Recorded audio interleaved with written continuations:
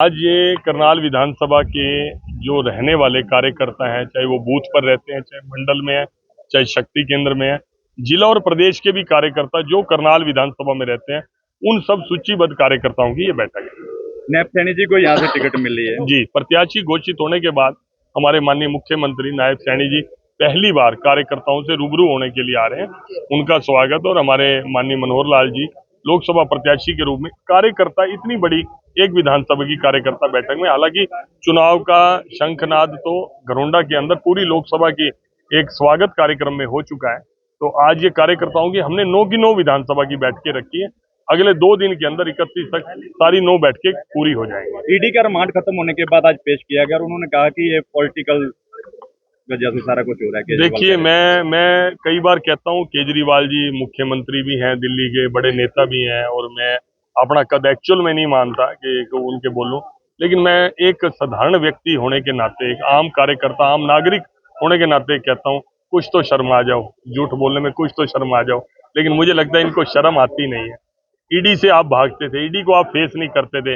आप कहते हो राजनीतिक षड्यंत्र है, कोर्ट राजनीतिक षड्यंत्र में कैसे आ जाएगी?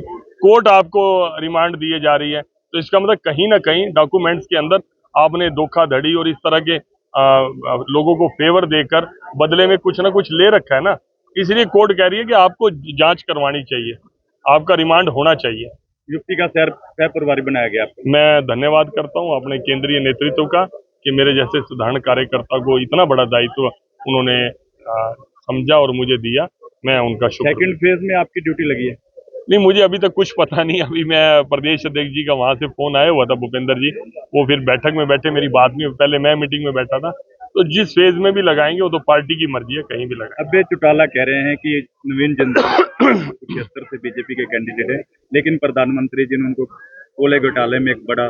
देखिए, सरकार की जांच है, जहां कमी पाई गई, किसी की भी पाई जाए, चाहे वो बीजेपी का हो चाहे कांग्रेस का हो, अगर किसी की कमी पाई जाती है कानून की नजर में, उसको उसका फल भोगना ही पड़ेगा।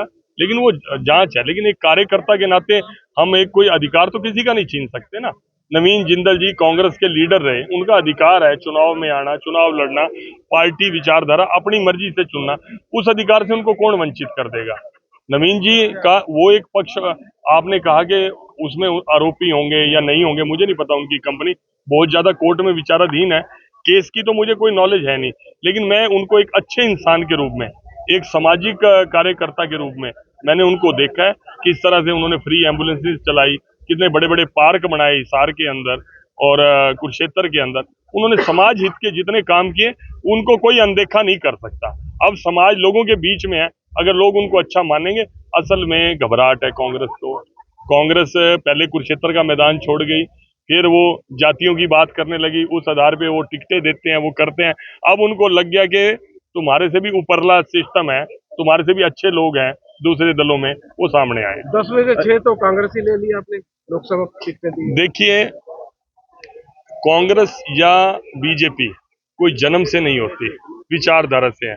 ऐसे लाखों लोग, करोड़ों लोग जिन्होंने कांग्रेस पार्टी के अंदर रहते इस देश की आजादी में लड़ाई लड़ी, लेकिन आजाद होने के बाद देश कांग्रेस में नहीं रहे, कांग्रेस से अलग हुए।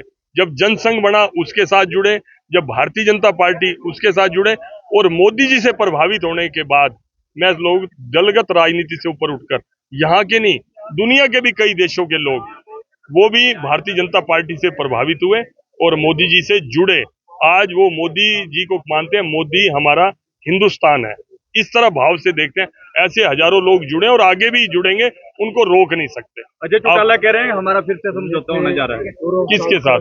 बीजेपी के साथ, जेजेपी का बीजेपी के साथ दोबारा समझौता हो। आ जाए, उनका स्वागत है। मैं तो वैसे व्यक्तिगत रूप से उनको, उनके कार्यकर्ताओं उनको पसंद करता हूँ।